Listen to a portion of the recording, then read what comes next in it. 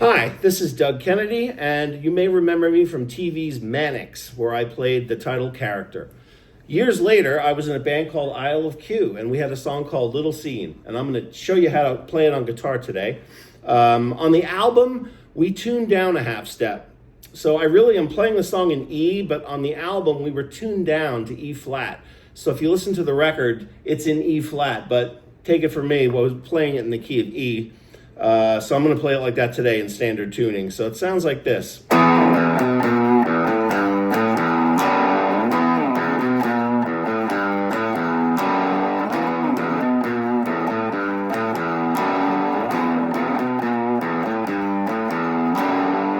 that's the intro of the song, and it's also the chorus.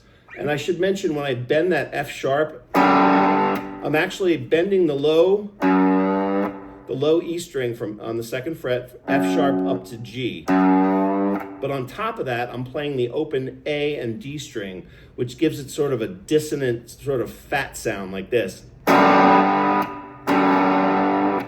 of like in A Whole Lot of Love. I think Page does something similar. The chorus, you go down to a muted sound. You're palming the strings with your right hand, and the riff goes like this. All in the low E string.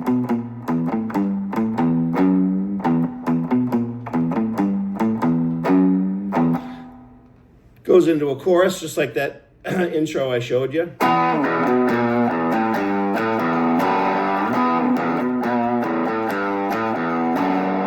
And that first chorus ends with an A chord and then two other chords. That's a D with an F sharp in the bass.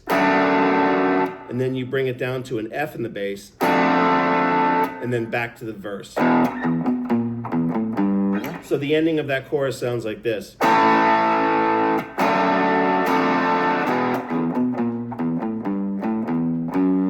Next up is the bridge of the song, which starts off with an F sharp chord made famous by Alex Lifeson of Rush in a lot of Rush songs, but Hemispheres, the first chord of the Hemispheres album is this chord.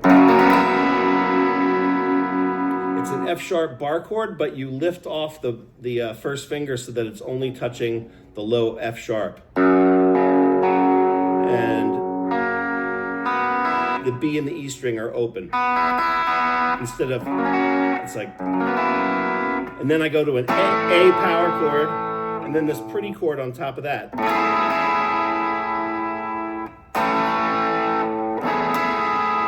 And that's an open A. The 7th fret on the D string, the 9th fret on the G string, and the 9th fret on the B string, and then an open E on top of all of that. So it sounds like this.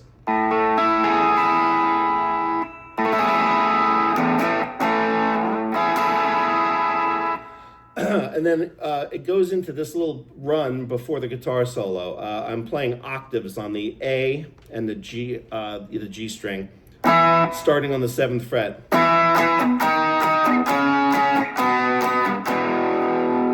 Ending on a low E power chord, root 5th octave. So it's...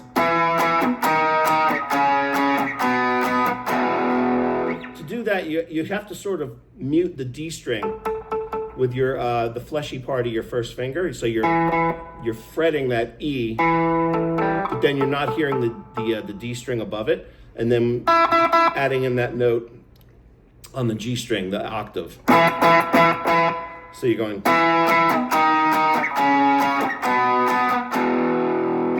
Then comes the guitar solo, which I don't know if I remember it note for note. It was just sort of improvised, but it's just like an E blues kind of solo.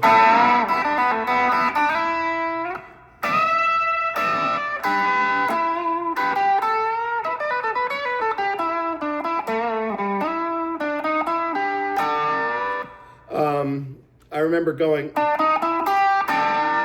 when I did that bend, I had a whammy pedal, which bends the notes. I bent them up an entire octave, so it sounded like a spaceship kind of taking off. So I would bend it, and at the same time with my foot, I would bring the whole thing up slowly an octave. So it was like I said, it almost sounds like a spaceship lifting off. You can hear it on the record.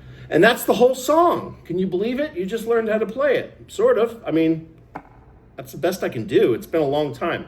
Let me just play a couple parts real quick again.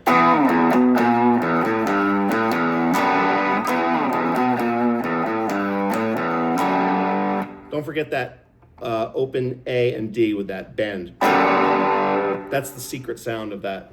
That's the genius of Bo Bodine, who wrote this song. He wrote all the Isle of Q music. And that kind of thing appears in several of our songs. The chorus, the rush chord. A.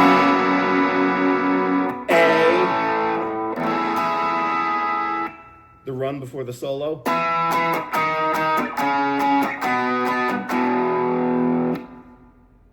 There you go. I hope you found that interesting. I know you're supposed to say, well, like I've been asked by hundreds of people to do this. I think it was 2 people. So I hope they tuned in and saw this, those 2 guys that asked me to show them how to play this. Okay? Everyone have a great Easter. Tomorrow's Easter when I'm filming this, but if you're watching this at another time, have a nice day.